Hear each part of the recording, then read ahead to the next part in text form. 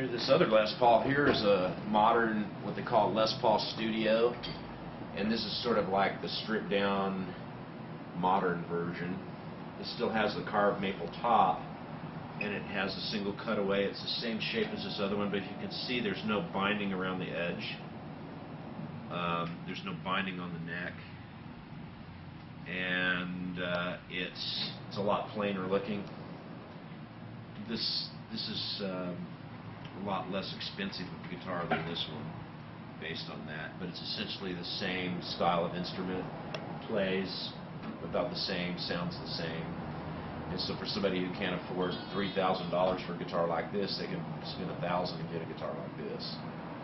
And that's how Gibson has kind of kept up with the economy and kept up with the times, as they come up with a slightly less adorned version, but still has the meat and potatoes in it that gives you the Les Paul sound and feel.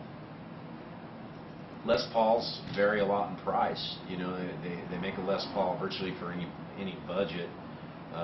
Gibson makes an import Epiphone Les Paul that you can get for $400 or $500 brand new.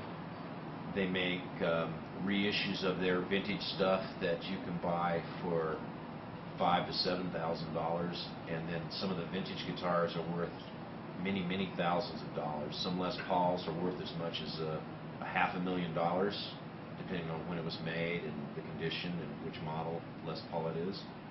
And the ones you see here and that I have to show, this one here is probably worth about, as a used guitar, is probably worth about $600 or $700. This guitar here is worth about $1,500 to $1,700.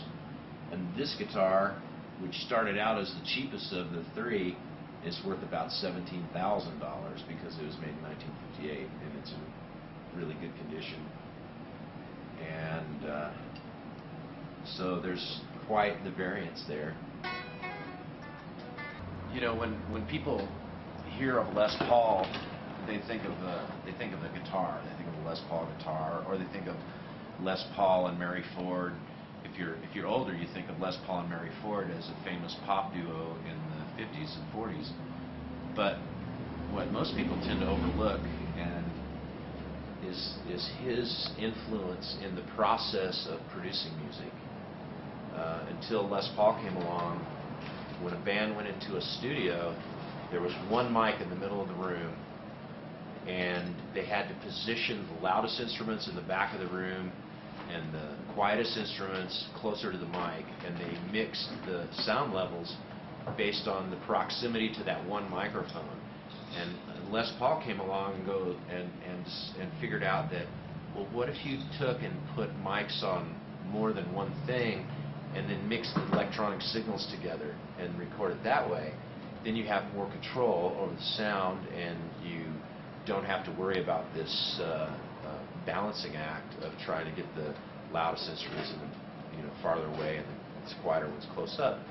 So the first thing he invented was the mixer. You know, you run multiple mics into a mixer and mix the signals. Well, he took that another step, and in the early 50s he went to Ampex and ordered a 1-inch 8-track tape machine. And they looked at him like he was crazy, and they didn't want to do it at first, but he insisted. He goes, "No, this is what I want you to do." And he basically invented multi-track recording.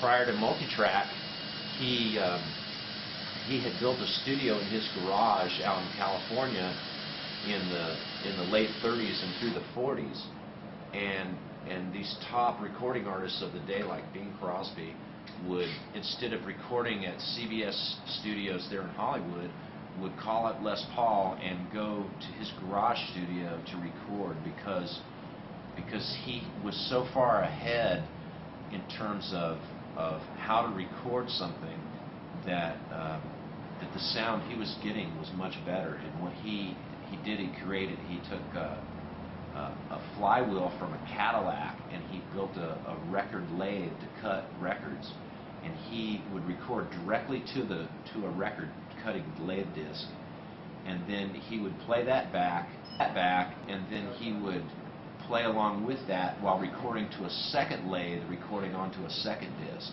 And so he began overdubbing by doing that. The problem with that setup was that if you messed up, you had to go back and start all over again. Each time you recording a track, you were cutting a full vinyl or a full disc, a wax disc for a record. And so eventually he went to Ampex and said, "Look, I want you to build me this 8-track tape recorder to allow me to overdub and do this multi-track recording." They didn't even know what multi-track recording meant. And he built this machine and invented multi-track. And it wasn't until the late 60s that anyone else had an 8-track. You know, they started off with a 2-track, went to a 3-track and a 4-track, and then in the late 60s they began getting the 8-track machines. Now we have computers that can record hundreds of tracks together, but the whole process began with Les Paul and his desire to make it sound better, make it play better, make it work better.